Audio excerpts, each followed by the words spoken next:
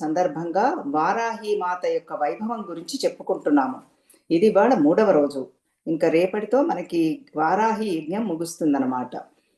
ఇప్పుడు మనం అమ్మవారి యొక్క ఆవిర్భావం చెప్పుకున్నాము.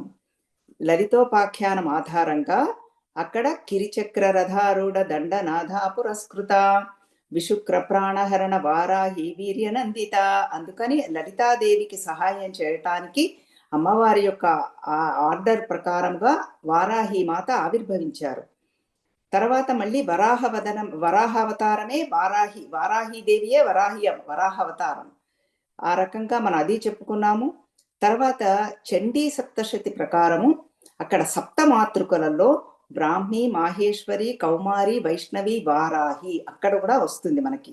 పంచమి 5వ దేవత.